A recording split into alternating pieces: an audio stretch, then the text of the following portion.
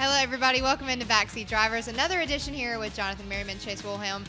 We're talking about Chase Elliott because he hits the wall and then hits the wall again, but this time it's a burnout. He wins at the Roval, gets it done in the 9 car. Yeah, pretty quick-witted at the end of that race to His go do a quote burnout. was he's not that quick-witted, but yes, you are. A couple people tweeted this out. I've never seen anybody switch from first gear to reverse that fast in my life. I mean, he plowed right in there, just overshot it. We saw the greatest NASCAR meme of the year. Brad Keselowski did the same thing last year, except he had everybody follow him off into the turn. Everybody else was a little bit smarter than that, but I talked to him in victory lane, and I mean, he was a little disappointed. I think he was a little embarrassed that he did it, but I mean, you have to laugh about it. Crew Chief Gustafson thought it was funny after the fact. You get the win, you can laugh about it. Yeah, you can laugh about that. What stuck out with me about that is the fact that, okay, so he goes out and goes back to the front, wins the race, but then when he's celebrating, he's still like, oh, man, that was so stupid, such a stupid move. He is so hard on himself. You just won the race, and he's still like, he can't get over that move. But that's just how much Chase Elliott's focused on being perfect all the time. Yeah, you're gonna have to be perfect too. Yeah, in the next round of the playoffs, you're gonna have to be perfect. He's good at these next 3 racetracks, but that team can take away, a lot. Like we've seen people take stuff away last year. Larson took away last year. You got to fight until the last lap. Yeah. That Roval race isn't over until it's over. So you can bounce back. You can make some gains back in there. So if we know anything, we're looking at another wild card coming up in Talladega, and it's the same way. You have to stick that out to the end because you don't know what can happen to everybody else. Yeah, the fastest car on track, I believe, won on Sunday at the Roval. Well, even you make a mistake and you still can win. I think average speed by the data, the 4 car was the fastest, but Chase was better when it mattered, if that makes sense. He was running the fastest laps to get back up to the lead. Yeah, you don't just power back up there without having the fastest car. So I agree with you, for sure. All right, well, looking ahead to the round of 12, we have Dover, Talladega, and Kansas coming up, which Chase Elliott has a win at all of those. He's a defending winner at Dover and Kansas for the playoff races. So is the momentum really just strong for the 9 right now? He's kind of the team to beat in this next round. Yeah, I think the momentum's strong. I mean, look, the Roval is a beast. It's a beast. It's a bit of a wild card, although it's a very technical racetrack. You have to have a lot of skill when you're running at that racetrack. So you can't, put that off. But, we're going to 3 traditional racetracks, one of which is a super speedway, which Chase has a win at earlier this year. But let's go back to Richmond. I'm gonna put Vegas out on its own island. It was, so hot out there and opening the playoffs, some weird stuff happened. But Richmond, those JGR cars were really fast. I'm still not taking the ball out of Joe Gibbs Racing's hands in terms of being the favorite. I do think Chase made my case for him being at Homestead a little bit, more realistic for my preseason prediction. Dominating this next that round, race. Does he win one? I think he can win too. Okay. I think he can sweep. I really do, because like you said, he won at Dover and Kansas last year, defending winner at those races. He won at Dega in the spring. He knows how to get it done at all 3 of those racetracks. And the number 9 team, they're a momentum team. So after this win, I think they're just going to ride that wave, and I could see them sweeping. I really do. Talladega's a wild card. I think it's gonna come down to the 19 and the 9 at a couple of these racetracks, because let's not forget, Truex, one of his 20 home tracks is Dover. that's next on the list, and Kansas is 1.5 miles, and we know how him and Cole Pern have, when they're on fire, how they dial stuff in at those 1.5 mile tracks. Yep. Well, let's stay in the camp of Hendrick Motorsports. Alex Bowman had a heck of a day. You and I talked about it earlier today, but he comes through from a backup car, no practice time really, and ends up finishing P2 of the day and comes back from a really struggle start of the race. So I think in my book, he was kind of the winner of the day. I know that Chase actually won the race, but Bowman locks himself into the round of 12. Heck of a day for the 88. I mean, you have to think everything was stacked up against Alex. Okay, he crashes with 30 seconds left in final practice, goes to a backup car with no laps, and he was sick. On top of that, with the heat that we saw at Friday, at the Roval. he looked he sounded terrible. He looked terrible. He felt terrible. And you could tell, and the crew even said in the final laps, like during that red flag, he's like, I can tell in your voice. And after the race, Bowman's like, I need to go to the infield care center right after I get out of this car. So like everything was stacked up against him. Finishes second at the Roval, such a wild card race, and gets into the next round. It's pretty incredible. Has anybody seen Greg Ives after that race? Because you want to talk about being dehydrated in the race car. If I'm the 88 crew chief all weekend long, I'm sweating bullets because you're worn out. Alex takes the car, the primary, qualifies second. All right, final Front row practice. for the Roval. Final practice winded down. We have under a minute to go. He just wrecks the second fastest car, in the field. Yeah.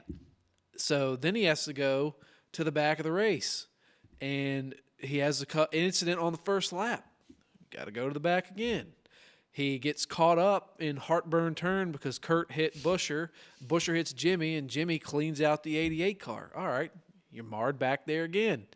To drive up through the field like he did when he had to do it, I mean, I don't know if he got any stage points at all in that race, which, he was in position to maybe do. Certainly qualifying second would have made his job a little bit easier.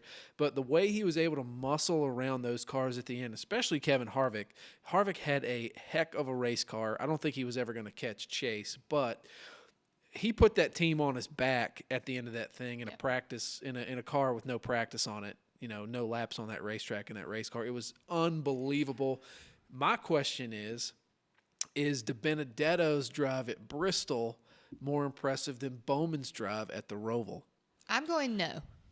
I'm going yes. I'm going to say yes too, because I mean that that was like you said, it was an incredible run, and I think people really underestimate what Bowman's potential is, because sometimes he takes that 88 car, it might be a 15th place car, and he'll finish 7th or 8th with it. That takes some talent to be able to do that. So I think people overlook Bowman a lot, and this kind of showed him, hey, like, I'm here, I'm going to the next round. I might not be in the best position to going into it, but I'm going to give it a hell of a run. Do you think Matty D's Bristol race was more successful than this one? No. Oh, I do. I think Bowman was more successful than Matty D. Yeah. Okay, then we all agree. Okay. So, just I mean, this sounds dumb looking back, but the 88 car at points this year was the best car at Hendrick Motorsports. Yeah. I mean, Chase is sitting there with 3 wins, and Bowman only has 1. The 24 doesn't have any. Jimmy's had his struggles. We all know that, but there was a stretch there where we talked about the 88 being probably the strongest and flying the flag over there at Hendrick. I think momentum is a big thing. The 9's got it. Yep. The 88's going to have to carry it more so now than the 9 car, because the 9 comes out with 6 more bonus points he can carry over to each round. So the Hendrick as a whole had a super successful weekend. They had super fast cars there, but Bowman's going to have to carry this momentum into Dover, into Dega, which we don't know if he had anything for Chase at Talladega because of that last lap caution. Could we go from P2 to P1 this time at Talladega? Who knows? He's finished second to his teammate. The past couple of times his teammates won the race. Yeah, and you have to think that, like you said, finished second at Talladega in the spring, and then also he won at Chicagoland, and Kansas is not exactly the same, but it's similar. He finished second at Kansas? Yeah, he did in the spring. It was that second place stretch that he had. He finished second at Dover, Kansas. So these are good tracks for him in the round of 12, so that's why I'm saying don't overlook the 88 team, because they're going to be strong. For sure, and, don't put the cart before the horse, but Phoenix, he's also pretty good at ISM too, but, he's got to get there. He's got to get there. All right, Clint Bowyer also had a recovery day. He posted on Instagram him sitting down on his couch with a beer, and he deserves it. Cheers to you, Clint Bowyer, because he had a very successful day at the Roval. He almost had a perfect race, ran the race, I think, of the season for that camp. Didn't have dumb mistakes that have plagued them all season long. Obviously can't complete it and get it with a win, which he's hoping to do, but pretty good day for the 14. Biggest takeaway, I thought, with everybody else having their issues, Clint's name wasn't mentioned an awful lot in the broadcast other than, hey, Clint Bowyer's running here. He's running where he needs to run. He's getting stage points. The past couple weekends haven't been that good for Clint, and somehow he was able to stay close enough to that cut line to make it pay off. But I could just imagine being inside of his helmet in that race, probably screaming at the top of his lungs the whole time, because it's just crazy. It's a crazy racetrack. I listened to the Bowyer's radio a little bit, and his crew chief really just had a knack for just making him stay calm. And they were pretty calm on the radio, actually, surprisingly, given it's Clint Bowyer and everything and how animated he gets. But they did what they needed to do. They didn't make any headlines during the race. They stayed on the course. Which I think is good for them. That's exactly what they needed. Yeah, just like don't stir any crap up. Just stay on the racetrack, get your finish, and get out of there. And that's what they did. Are we surprised with anybody in the round of 12? We can throw them up right here and look at all the drivers in the round of 12 for the NASCAR playoffs coming up. Are we shocked that anybody made it in or anybody didn't make it in? I was a little surprised Newman is gone, because I just thought Newman was going to be kind of the The thorn the and splinter. the Yeah. splinter that wouldn't go away. No, I think,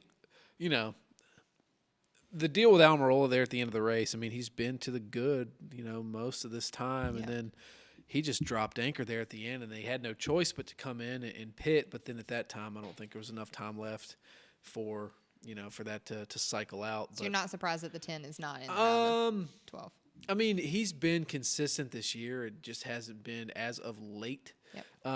So, I mean, you could make that argument, but then again, who does he replace there? Like, I think Clint's got a better shot to win a title. I mean, clearly now he does. I was because he's surprised still Clint it, got but- in. If we're being complete, Clint was my pick to be early out. Sorry, Clint. You can tell me that I was wrong because I was. But I was surprised. I think it's just been a plagued season of bad mistakes and dumb mistakes for the 14 team that has hurt them. But I think, so when he was in the media center during media breakouts, Clint said that he fully expected to be back at Haas next year. I think that's the first time he's been Said able that. to say that. Yep. So I think, and I'm not saying that he was racing with any kind of urgency, racing for his job or his career or whatever earlier in the year, but when you can go ahead and say, hey, I fully expect to be back here next year, all signs are pointing to this, And watch what I can do. you can relax Yeah. a little bit, and you can go in and run with a little less pressure or anything hanging over your head. Yeah, I think it definitely helped his cause too. And sorry, Almirola, you were my pick to leave early, and he ended up doing it. But I'm with you, Alex. I'm really surprised that Newman didn't get in. But here's the thing: we saw something that we really don't see from Newman a lot, and that's a mistake. Even though Newman gets crap for how his racing style is, he really doesn't make a lot of mistakes. And that mistake in the chicane. Well, that's one of the things that cost him. He made the mistake in the chicane, and he also had a couple incidents happen in front of him. When Denny spun, Yeah. he got banged Locked up up a with little bit the there. Yeah, so, it just – some days it's not your day, and in Richmond it was his day, and at the Roval it was not. I was impressed with his run. He had a lot of his car missing by the end of the race and still was able to make Can't say something the guy's happen. not going to Just- fight for you on the yeah, racetrack. He so. did. Well, two drivers that I'm also surprised at. They're for sure locked into the round of 12. They were locked into the round of 12 before the race even started at the Roval, but Kyle Busch and Joey Logano, they went into the came out of the regular season 1 and 2. They haven't won. Joey Logano is going on 15 weeks since his last win in Michigan. Kyle Busch is going on 16 weeks since his last win at Pocono. What's going on with the 22 and the 18? That's such a tough question because This is like a slump for them. yeah, by the it way. is, and I really think we're at that point of the season where we're going to all these tracks again, and the competition's caught up. Yep. Okay, they were on rails, especially Kyle Busch, first part of the season, going to all these tracks first time, new racing style, all that stuff. Now everybody's caught up. It's go time. This is when you need to get it done. And we're seeing other teams, the 9 team, the 4 team, the 19. They've all The caught 11, up, and yeah. So we just finished talking about momentum and how much it meant to the 88 and the 9. For the 18 and the 22, it doesn't matter because on your sheet of paper, the 22 is sitting fourth Yeah, in 18's line number 1. in the round of 12, and the 18's number 1. So when we reset, they've got the bonus points from earlier in the year that they can carry over. So all they have to do is put together 3 clean weeks at a time, make to the next round, reset, same thing. Unless, So you're not worried about them at all?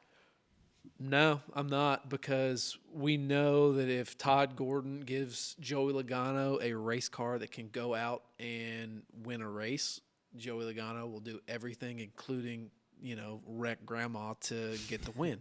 Kyle Busch is the same way. Also, we'll wreck Nana. Grandma Kyle- gets picked on a lot. Well, Kyle is interesting to me because Vegas, terrible. Yeah. Had a good run going, could have salvaged it, but obviously had his run-ins on the track, awful. I think something broke at the Roval. But Richmond, where he's supposed to run well, he ran well. The biggest thing I think in those two guys' way is the 19 car. But they aren't winning, which is And that was- surprising to me. And that's my question. I know that Kyle Busch has the 15 extra points for winning the regular season championship and all that stuff, but how long can you go without winning? I mean, even though, they're not worried about the points right now. 2014, Newman went all the way to Homestead without But it's winning. not 2014 anymore. Why isn't it? I don't think You can do it. I think there's obviously going to be one driver that gets in through pointing. Like that's going to happen in the Champ 4. The other 3 are going to have to win.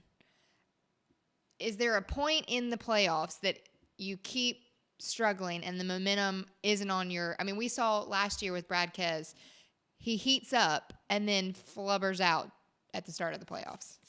I like my flubber word. Yeah. Yeah. So movie. in my mind, I have to be a little bit worried if I'm the 18 or the 22. Not because my season's been a wash. Not because we know that we can find the speed. We know that we can show up and win the races. But like, at what point in the playoffs can you switch it over and start winning again? All it takes is a good run, though, with either of those guys. I mean, Busch doesn't like good runs. That's a jug of gasoline, and all it needs is a spark to catch on fire. I will say that the 22 has a lot more to worry about than the 18 team does, obviously, because they don't have as many points. But the 22 team, the 22 team can go to Talladega and win. Not worried. So can everybody else. Joey Logano is only thing Joey has to worry about at Talladega is his teammate Brad. Those two guys are the best on restrictor plate tracks, and I'm not saying it's a guarantee, but and the 9 and the 88. Yeah, but you have to look at the body of work. Joey Logano is incredible at Talladega. Not worried about it. Not knocking him. Kyle Busch is incredible. Can go win Dover. Wouldn't surprise me if he won Dover. At this point, I think that we will not see Joey Logano defend his championship in Miami. I think that too, but I don't think that comes in the round of 12. Well, no. It would be the shock of the century if Kyle Busch or Joey Logano goes out after the round of 12. Shock the world. I think Alex and I were thinking more ahead a little bit, but still, you got to be concerned round of 12. now. I have them they're in the round of 8. So they got a month. They got a month to get it right. They still have a month. 15 and 16 weeks. It's been 4 months. Man, you have ice water running through your veins, man. I guess. Why? Why would you're a defending champion? You're running for Roger Penske. I don't think you're worried. Do you have faith in Todd Gordon? If I'm Joey Logano, I have faith in Todd Gordon. If I'm Kyle Busch, do I have faith in Adam Stevens? Yeah, because I came back after breaking my legs and won a championship. I think you're very big picture, whereas Chase and I are look. You go back and you look at Joey last year. What did Joey do in the first round of the playoffs last year? Yeah, but what did he do? He won Talladega in the spring, and then it was like, oh, well, where's Joey? Oh, here he is in Homestead, hoisting a 70-pound Monster Energy NASCAR Cup Series title trophy. I'll give you that. Okay, you're right. He turned it on, won at Martinsville with a great finish with Truex. But I think this is a little bit different 22 team that isn't as strong as what we saw last year. You would have said the same thing at this point last year. Okay.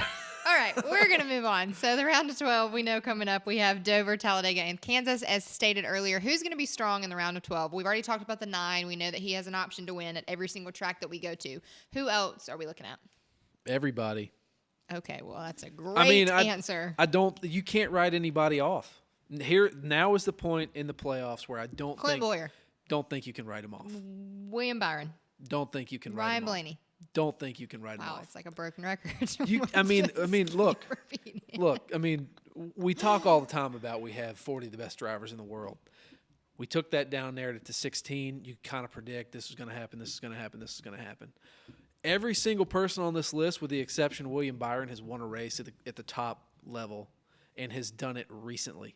So there is nobody on this whole entire list that you're worried about? No. That's the thing. When we get to Kansas, it's a different story. But, you look at anybody on this list, they can win any given Sunday.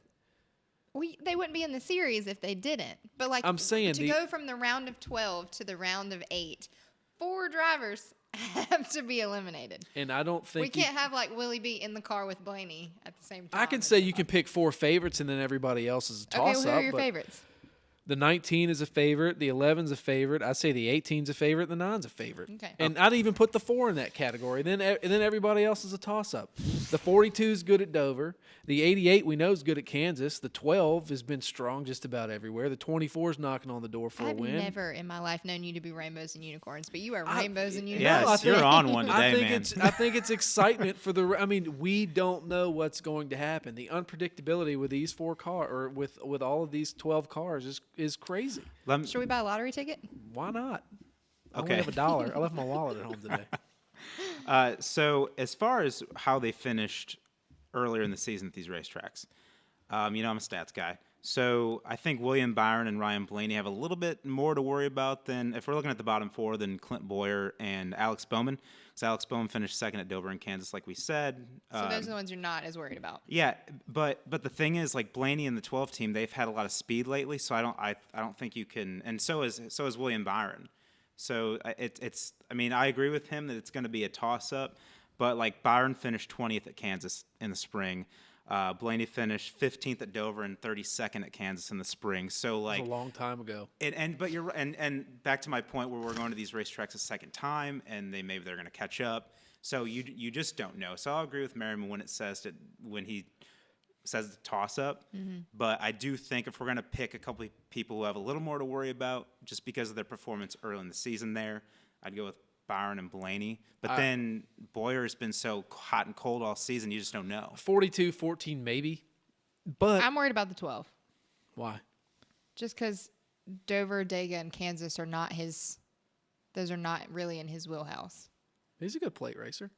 Or good restrictor plate racer. Or not restrictor plate, super speedway racer. But like racer enough to beat the 18, 19, 11, 22, 9, 88. All it takes is a wreck. But that's okay. So as far as that is concerned, I think Blaney's best chance to win is at Talladega because he is a good plate racer, and he can team up with his Penske cars. Which, I mean, I'm on the train where I think Blaney gets bullied by his Penske teammates sometimes. So if they're able to work together and Blaney we're all on that train. Yeah, if Blaney, definitely. I'll say they this work much. together, he can get it done. If the 42 has trouble at Dover, I think he's cooked. If the 14, well, I don't know. I'd say the 42 is really the only one I'm worried about. What's the consensus here? That we've got 12 guys that can win, and it's going to be awesome the next 3 weeks. That's what I'm getting at. So who's your favorite team in the round of 12? Let's go that route. Are you JGR? Are you on that train for the next 3 races? I think Truex could house them everywhere. So that's a yes. He is hunting a super speedway victory. He does not have one. Blood in the water. Got his short track win. He wants a second title most, but I think to win at a super speedway is next on his bucket list. I'm going to completely disagree. I think it's going to be all Hendrick Motorsports in the round of 12. Every race. I do. It's going to be a Hendrick Motorsports winner. I mean, okay, so obviously going back to the point where it's a toss-up, but I do think Hendrick will show more dominance in this round between what we know Chase Elliott can do, especially after the Roval win. And we know Bowman has a lot of fight in him and how he did early in the season at these racetracks. And then Byron and crew chief Chad Knaus, they've gelled a lot this year, and you can't count them out either. I mean, at the Roval, Byron came back to, I think he finished 6th. They were having... Are you more worried about Brad Keselowski or Joey Logano? I'm more worried about... oh, that's a tough one. Yeah. That's really tough. I think Kez. Agreed. I'd agree with that. I'm going to go with Logano. I think that Kez has showed a little more speed the last couple races than Logano has. And maybe I just have like a short-term memory because what we saw at the Roval. But I'm worried about Logano a little more. Why are you more worried about Kez than Logano? I just think the 22 can gain the stage points better than almost anybody. That's what kept him up there with Kyle for regular season championship contender. The reason why I'm worried about Logano a little more is because when they're off, they are off. But when Keselowski's off, they're still kind of like, they're running 10th or 12th. So it's not the worst thing in the world. But when Logano's off, they're running. I think we'll see. I think we're going to see a sometimes. Surprise winner, and I don't Where? know. I think we Dega? might see it. I don't know. I don't think it'll come at Dega. I think it'll come at Dover, Kansas. I think. What's a surprise winner? Like out of the playoffs or like somebody? No, somebody in the playoffs that you don't think is going to make it. 14, 24, Well, you're worried 12. about the 42, so apparently Larson is going to win at Dover or Kansas. He could. He's good at Dover. Larson has the potential to win anywhere, I think. When he doesn't slap the wall. What was your quote? Stay off of the tow truck? Yeah, keep it off the hook. Yeah. He's done a Don't good bait job her of up. that lately. He has. He has had some strong finishes, so I'm not as worried about the 42 as you are. But we'll see. A lot of racing left. We're entering the round of 12 for the NASCAR playoffs. We're heading to Dover next week. It's coming up at 2:30 on Sunday, NBCSN. Watch all the action. We'll see you guys right back here on another edition of Backseat Drivers.